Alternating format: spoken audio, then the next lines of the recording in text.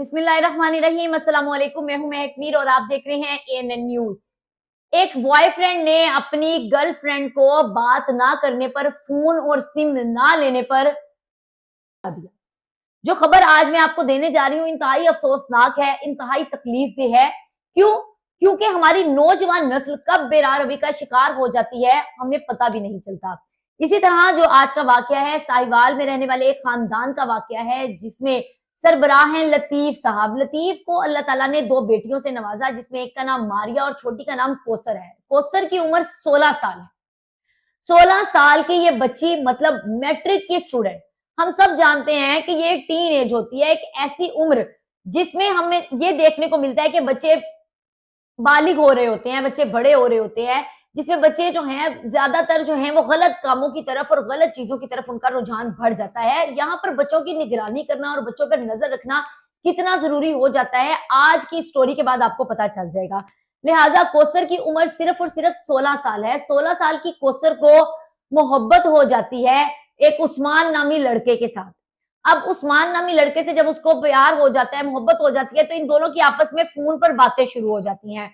Phone पर जब बातचीत होती है, अब बच्ची खड़ी हो शीशे के आगे, बाल बनाए, खुद को संवारना शुरू कर दे, अपने आप मतलब बच्चों में वो वाली तब्दीलियां जो वालिदैन तवज्जो फरमाएं, जो वालिदैन नोट करें कि भी पहले हमारा बच्चा ऐसा नहीं दिखता था, अब ये ऐसा क्यों करना शुरू हो गया। जब वो बच्ची इस तरह के काम करती है तो वालिदैन को शक हो जाता है।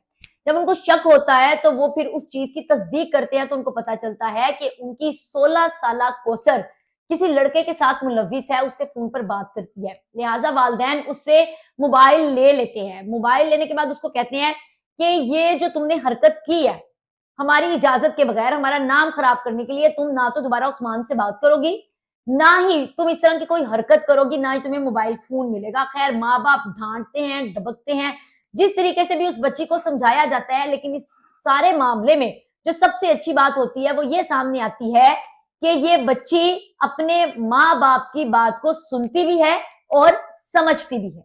समझती इस तरह से है कि ये अपनी बहन का फोन पकड़ती है और उस लड़के को कहती है कि मेरे वालिदैन ने मेरे से फोन ले लिया है, दोबारा उस नंबर पर राब्ता मत करना, मैं तुमसे बात नहीं करूंगी। दो टोक उसको जवाब देकर कहती है कि भाई मुझे दोबारा फोन मत करना, ठीक है, मेरे वालिदैन ने मना कर दिया। लेकिन उस्मान वो तो कहता है कि जी मैं बात ना करूं, ऐसा मुमकिन ही नहीं है। अब होता कुछ यूं है कि उस्मान शायद उनके घर में हर वक्त ताड़ी लगाए बैठा होता है। जब कोसर के माँ बाप घर से बाहर जाते हैं तो वो घर में दाखिल हो जाता है। घर में दाखिल होकर यहाँ तक कि उसको कोसर के कमरे का रास्ता भी पता था।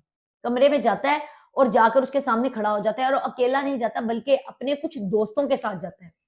जब वो कोसर के कमरे में दाखिल होता है, कोसर हैरान रह जाती है कि भाई ये कौन, क्यों आ गया। उसको एक मोबाइल फोन निकाल कर देता है कि ये लो फोन, और दूसरी जेब से सिम निकाल कर देता है कि ये लो सिम, और ये तुम अब मेरे से राब्ते में रहोगी, कोई बात नहीं, अगर मोबाइल ले लिया तो कोई मसला नहीं है, हम दोबारा बात करेंगे। लेकिन कोसर उसको जवाब देती है, इनकार करती है कि भाई मैं तुमसे बात नहीं करूंगी, तुम यहां से चले जाओ, अम्मी अब्बू आ जाएंगे। वो डरने लगती है।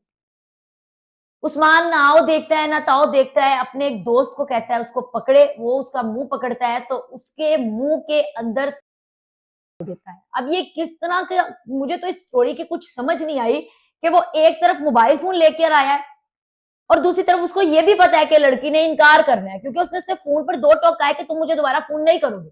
तो इनकार के बदले में उसने क्या करना है वो उसकी भी तैयारी कर कर आया। उसका मुंह खोलता है, उसमें ऐसे डले तो क्या हाल हो जाता है। और जिस लड़की के मुंह के अंदर जुबान से उसके अंदर होता हुआ गया, उस लड़की का क्या हाल हुआ होगा। लिहाजा फौरी तौर पर उसकी चीखों से उसकी बहन साथ वाले कमरे में सोई उठकर आती है और आकर देखती है कि लड़के आए हैं।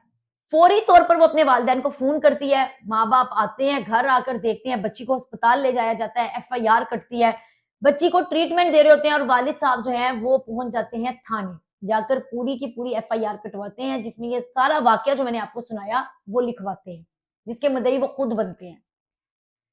इस वक्त उस्मान का तो नहीं पता वो कहाँ है, लेकिन उस्मान का एक दोस्त जिसका नाम वकार है वो गिरफ्तार हो गया।